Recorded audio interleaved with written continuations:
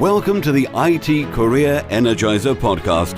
For anyone who wants to build and grow a career in IT, develop and improve your strengths and skills, be inspired and motivated by the successes of others, manage your career progression, and achieve your IT career goals. And now, your host, Phil Burgess. Welcome to episode 185 of the IT Career Energizer podcast. My guest on today's show is Chief Architect at Headspring, author of MVC in Action books, an international speaker, and a prolific OSS developer. He is an expert in distributed systems, REST, messaging, domain-driven design, and CQRS. So welcome to the podcast, Jimmy Bogard. Glad to be here. So Jimmy, could you perhaps give us a little bit more around your background and your current role as Chief Architect at Headspring? So it all started when my mom met my dad. No, I'm just kidding. I've been in Texas now for my entire life, so I'm out of Austin, Texas at the moment.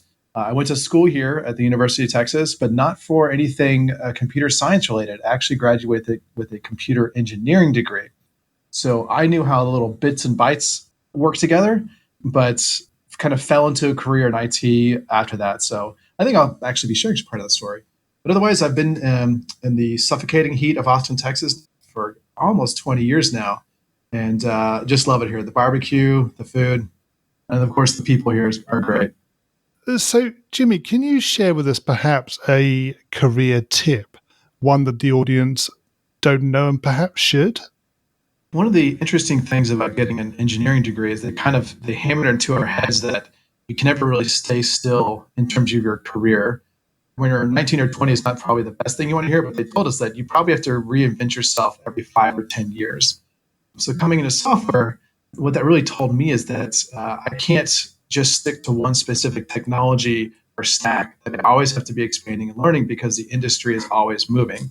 So I was really happy about hearing that advice is make sure that you're always growing and expanding. And so what that means for me is, if you ever heard of like the T-shaped developer, it's this idea that you have a broad knowledge, but not very deep, a lot of subjects, and then you go deep into one subject. And so for me, that's really what I really strive to do is that anytime I've got a new client with a new kind of technology, I go as deep as I can to become the expert. And then as over time, it becomes from a T-shaped to pie-shaped to then like kind of comb-shaped sort of developer where anytime I'm introduced to something new that I have to deliver for our clients, I try as much as possible to become the expert on the technology. Right. So in terms of how you approach that, obviously you've just mentioned the fact that you maybe had to focus on something new for a new client. Is there a particular approach you take to learning about new technology or new skill sets? Well, for me, it's always got to be very focused because I am a consultant. I have to be focused on the value being delivered for the client.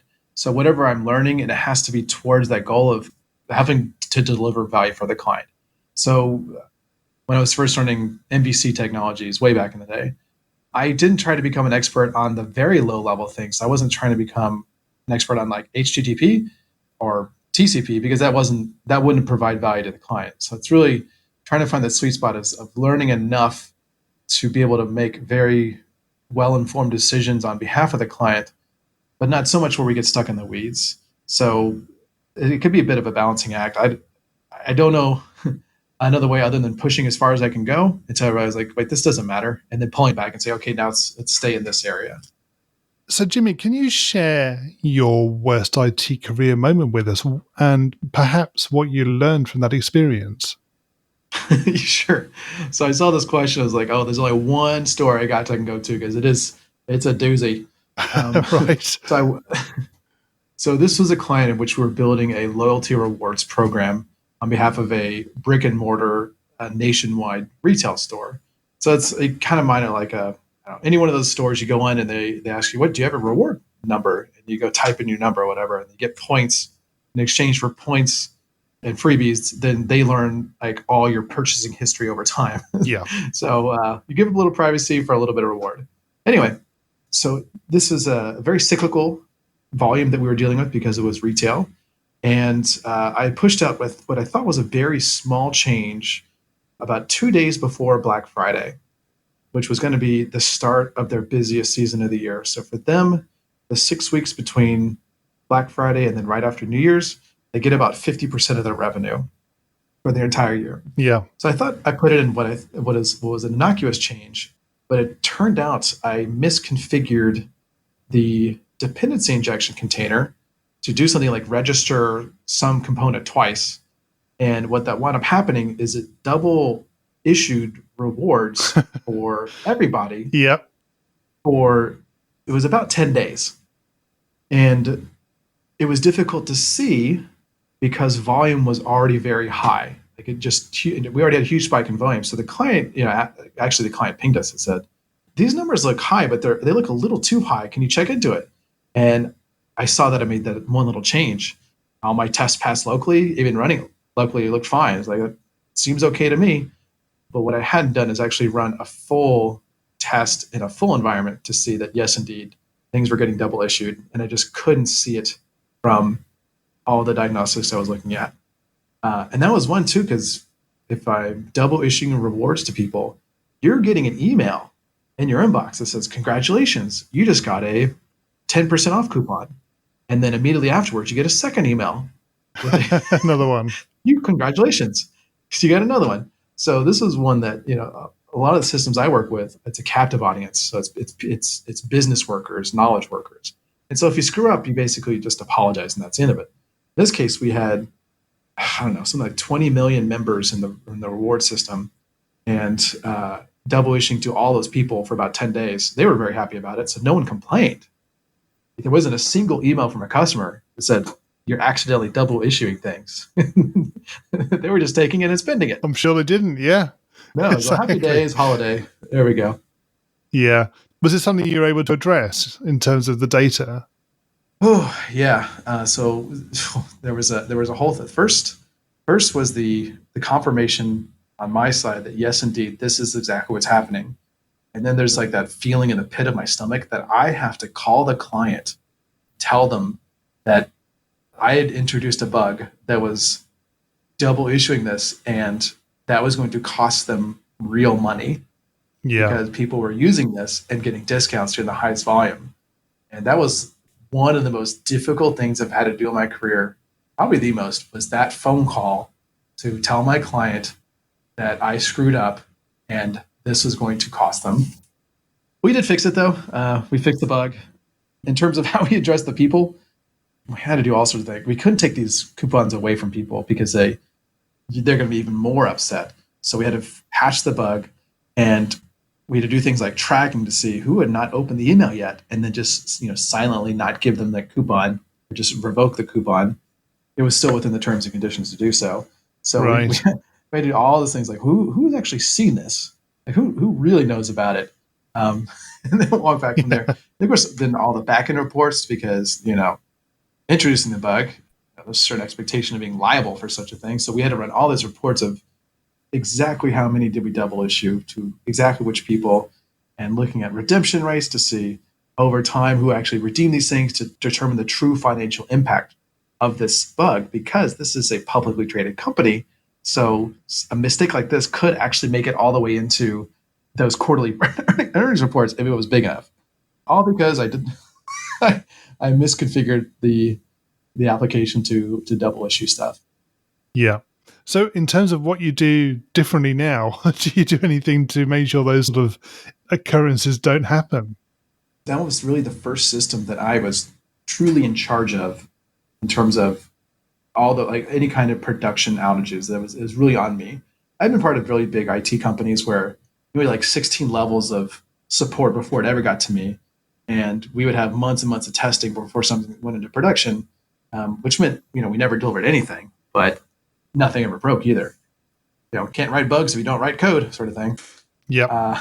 So in this case, in terms of operational metrics, we put in things like safeguards and triggers to say, here's our kind of expected level of issuance. And if something went outside those bounds, then we'd have notifications to say, someone needs to look at this right away to see what's going on. So looking at heuristics of here's what we did last year on this day, here's what we did this year. Because just looking at relative I was looking at relative saying, well, volume is 10x from the previous month, so should expect the other things to be roughly 10x. Even learning how to apologize to a customer. I had to learn how to do that. Yes. Because your first instinct, right, is to try to soften the blow. It's not that bad. We caught it early, whatever. And if that's like the last thing. So there's a whole lot of psychological things I had to learn and conversational things to be able to have that conversation successfully with the client where they didn't just fire us immediately. And they didn't. We're still their customers. And that was like right. almost 2 Good. years ago. Okay, so successful outcome in the end in terms of the relationship. Yeah. Right. Okay, so moving away from your worst moment, can you perhaps tell us about your career highlight or greatest success? So I think some people that follow me might assume I would talk about my open source projects, which are fairly popular in the .NET space, but nothing I ever intentionally set out for. But things that I've intentionally set out for success are the ones that I'm really the most proud of. So one in particular was we were building a system for a local county government in the state of Texas.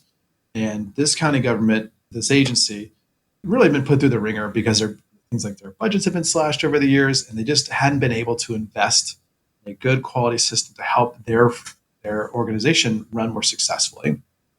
And for them, before we got there, they were 100% paper-based organization. And so this was a prosecution department for the state of Texas.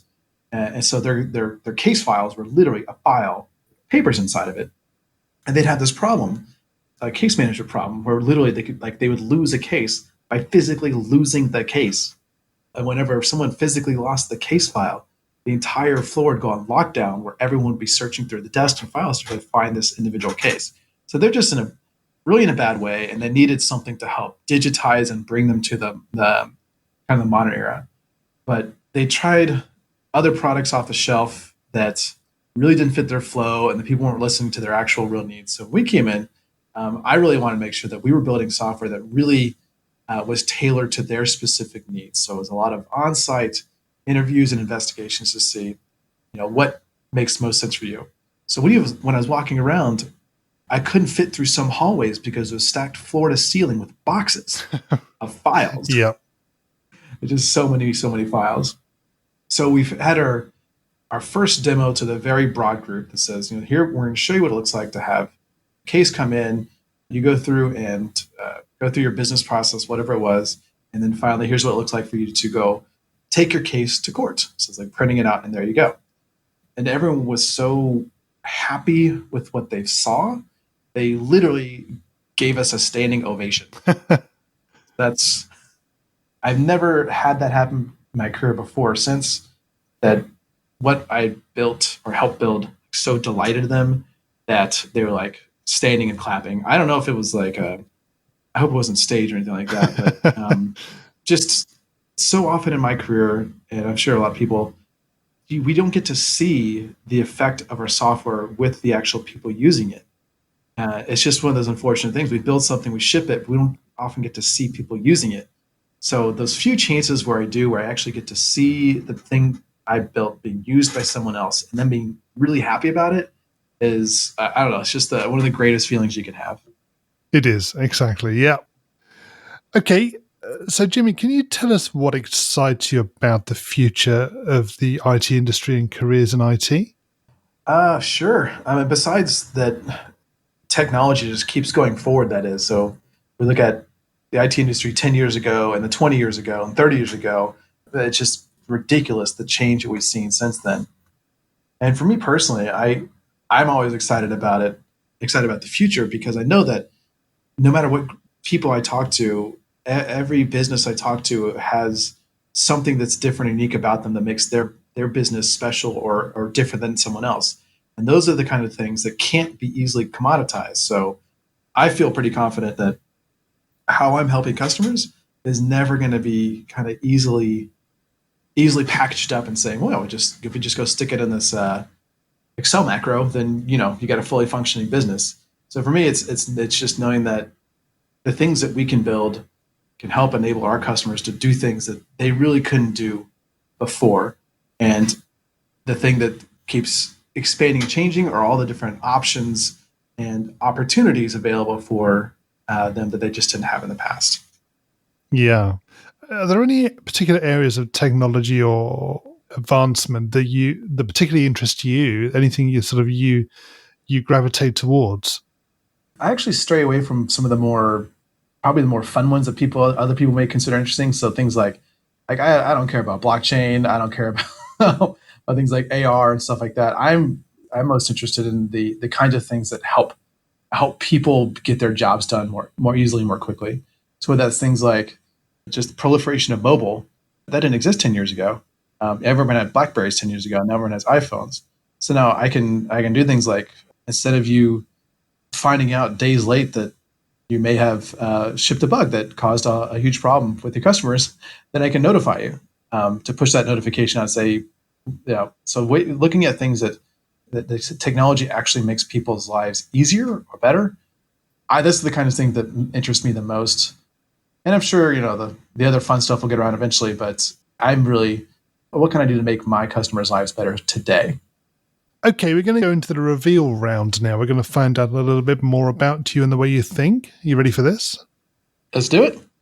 So what first attracted you to a career in IT? For me, it was the complete lack of jobs in the field that I graduated in. About half my graduating class here at the local University of Texas here had no job. So that was about, several hundred of us had no job graduating with a computer engineering degree from Texas in a city that houses Intel, AMD, Motorola at the time. So I had to find something else to do. And I was like, you know what? Everybody needs software. Let's do that. And what is the best career advice you've ever received? The best one was my mentor at the time. I was blogging internally at a company, and he told me, Jimmy, you should blog externally. You should start a blog. And that was about 12 or 13 years ago now. And that's the thing that really kind of catapulted my career from just a developer to something more. Yeah. Is there something you recommend other people to do? So one of the things about blogging that I found effective, it wasn't about sharing my ideas. It was more about writing them down. Because when I wrote down posts on different things, that it forced me to think about them, crystallize my thoughts, and then even to have an opinion about something, whether the opinion was good or bad. So it was part just, helping me to crystallize thoughts about things, and just the act of writing them down did this. And then the other big piece was, at the time I was reading other people's blogs, and I knew how much they helped me.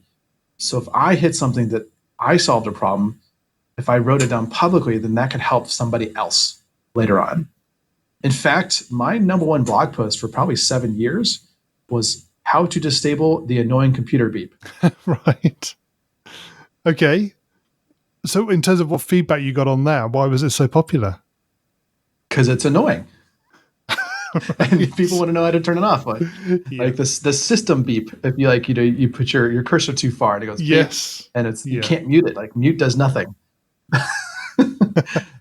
It's like a complete throwaway blog post, something that I was really annoyed about, and I was in a cube farm at the time, and people were like, "Why is that cube keep beeping?" Yeah, and it was something you kind of write it throw away, but it's just so many, just looking at the stats, just from all these different sources of people that also had my problem of their computer beeped annoyingly, and just one little thing I can help pay it forward. Yeah, that's a good example. Yeah. And what is the worst career advice you've ever received? Oh, that was from when I was graduating university.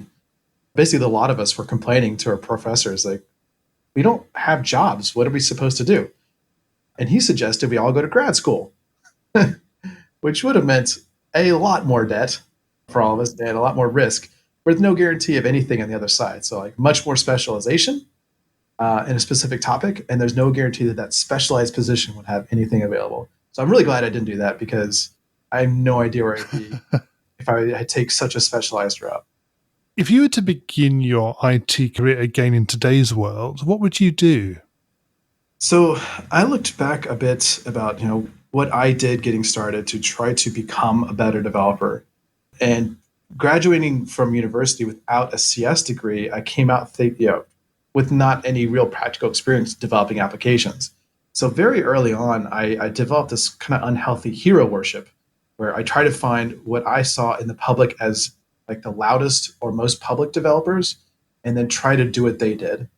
But when I finally met some of these folks, and they're all fine folks, you kind of realize like they're all just people and I shouldn't put them on a pedestal. Like some of them just got there by accident. And so just emulating what they did, what I see them doing or their projection of themselves, it wasn't actually going to get me into a better place at the end. So if I had focused early on more on finding good mentors versus hero worship, I would have gotten better faster, I think. And what career objectives are you currently focusing on?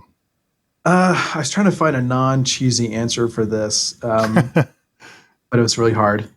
So kind of being in consulting, I'm there to try to help people out. I'm there where people have a lot of experience on the business side of things, but they might have a lot of experience in the technology side of things. That is, they may be stuck maintaining an existing application that's 30 years old, but building a new application they don't have a lot of experience in.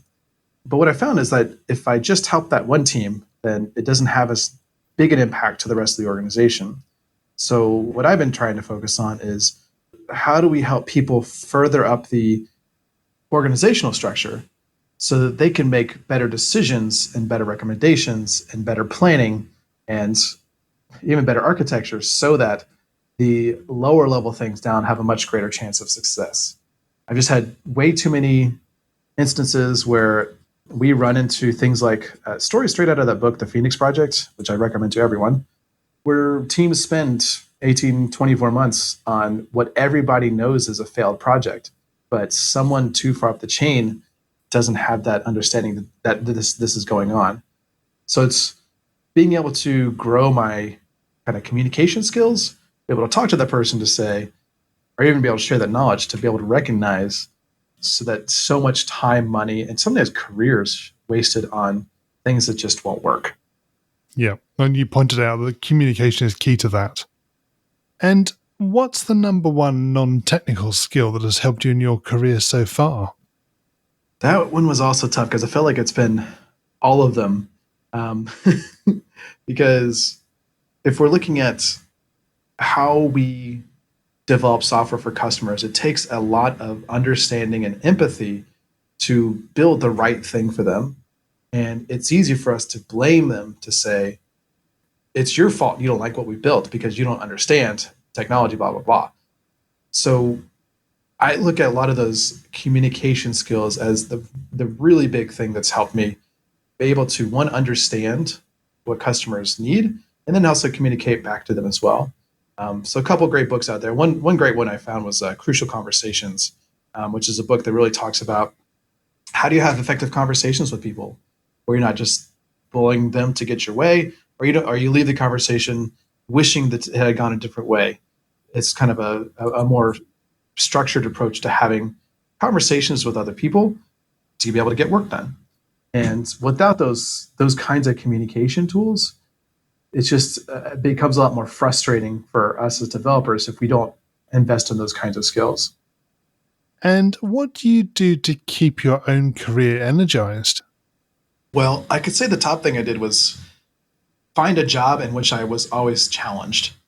I bounced around a lot early in my career through basically trying to find. I wanted to be a software developer to try to find where I wanted to fit. So my first job was with a startup. That was fun because I got to build all my own stuff, got a lot of experience. It wasn't as fun when I had to start asking to be paid in cash because the checks started bouncing. That wasn't as fun. Ooh, yes. Not so good. Not a terrible experience if you're in your early 20s, but now there's no way. So it was exciting, but I realized that in order for me to be really effective in that kind of scenario, organization, I would have to have a lot more skills that there's no way I had. Like I need to be able, if it's just me and 5 other people, I have to be able to provide feedback on marketing and sales and product direction that I just didn't have. Like just as a developer, I wasn't going to be as effective or successful in that. But okay, let's try a product. So I went from there to a product company, and that was a lot of fun for about 2.5 years. And then we kind of finished what we built. And then from there, it was kind of on what's the next incremental little thing we wanted to do. And so more or less I saw that I could stay here and keep on the same product without any new experiences, or I'd have to move on to where I could say, find fun, interesting things to do. I went from there to big corp IT. Absolutely hated it. Like one of those situations where after I think the first or second day, I realized, oh my God, I've made a huge mistake. This is not good. This is not a good fit for me. Then I spent like the next 10 or 11 months really trying to find out what I wanted to do. And then from there I went to consulting.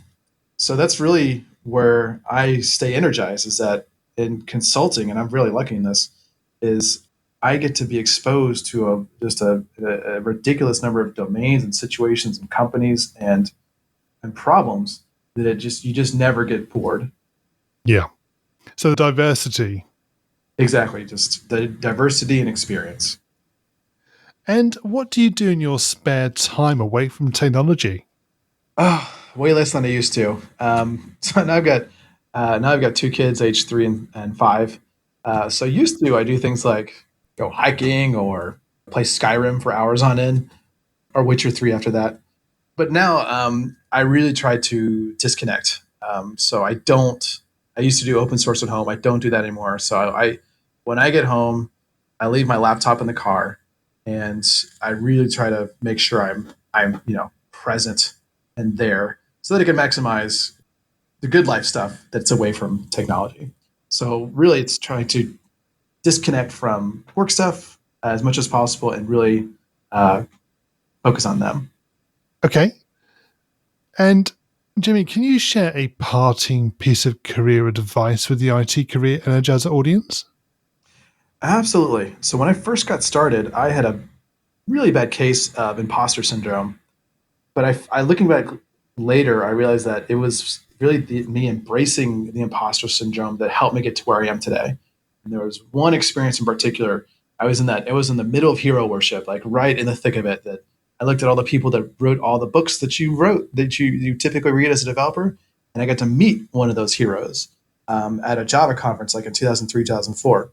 So I was going up to meet him, and nervously, I wanted to shake his hand. I was like, oh, I'm so happy to meet you. You're my hero, whatever.